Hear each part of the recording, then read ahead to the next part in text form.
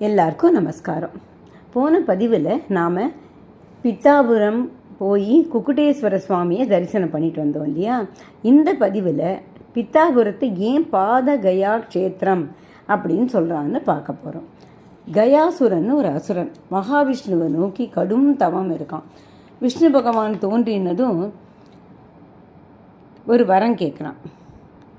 என்னோட உடம்பு எல்லா தீர்த்தங்களையும் விட தேவர்கள், முனிவர்கள், கிண்ணறர்கள், கிம்புருஷர், கந்தர்வர்கள், சாதாரண மனுஷன் இவா எல்லாரையும் விட புனிதமாக ஆகணும். என்னை தொடரவா அந்த கணமே புனிதமாக ஆயிடணும் அப்படின்னு வரம் கேட்குறான். விஷ்ணு பகவானும் வரத்தை கொடுத்துட்றார். அதுக்கப்புறம் மக்கள் எல்லாம் இந்த கயாசுரனை தொட்டு தொட்டு தங்களோட பாவங்கள் எல்லாம் போக்கின்றுட்டா. கயாசுரன் பல அஸ்வமேத யாகங்கள் செஞ்சு தேவலோகத்தோட அரசனாயிட்டான்.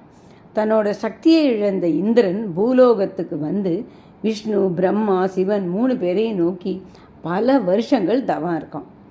மும்மூர்த்திகளும் எதிர்க்க வரா. கயாசுரன் நல்லவனாக இருந்தாலும் அவனோட ஆட்கள் முனிவர்களுக்கு தொல்லை கொடுக்கறதுனால யாகங்கள் செய்யப்படுறது இல்லை. அதனால் மழையும் இல்லை, பயிர் விளையவும் இல்லை. இதனால் இந்திரன் மும்மூர்த்திகள் கிட்ட வந்து சொல்கிறான், கயாசுரனை அழித்து தயவு செஞ்சு என்னோட சக்திகளை திருப்பி எனக்கு கொடுக்கணும் அப்படின்னுட்டு கேட்குறான். மும்மூர்த்திகளும் பிராமணர்கள் வேஷத்தில் கயாசுரன் கிட்ட போகிறார். வறட்சியை போக்க யாகம் செய்ய போகிறதா சொல்கிறார். பிராமணர்கள் கேட்குற எந்த உதவியையும் தான் செய்ய தயாராக இருக்கிறதாகவும் உடனடியாக யாகத்தை தொடங்கவும் சொல்கிறான் கயாசுரன். இந்த பூமியில் உன்னோட உடலை விட புனிதமான இடம் வேறு எதுவுமே இல்லை. அதனால் யாகம் செய்ய உன்னோட உடம்பை கொடுக்குறியான்னு கேட்குறான். அவனும் சம்மதிக்கிறான். தன்னோட உடம்பை நல்ல பெருசாக ஆக்கின்னு விடுறான். தான் ஆனால் இந்த பிராமணர்கள் என்ன சொல்கிறான்னாக்க, யாகம் முடிகிற வரைக்கும் உன்னோட உடம்பு துளி கூட அசைக்கக்கூடாது, அப்படி அசைச்சா உன்னை கொன்னுடுவோம் அப்படின்னு சொல்கிறார். கயாசுரன் அதுக்கும் சம்மதிக்கிறான். தன்னோட உடம்பை நீட்டி படுத்துக்கிறான்.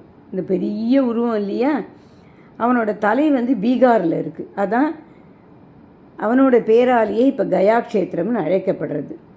பயிர் ஒரிசாவில் பீஜப்பூரில் இருக்குது. பாதம் இந்த பித்தாபுரத்தில் இருக்கான்.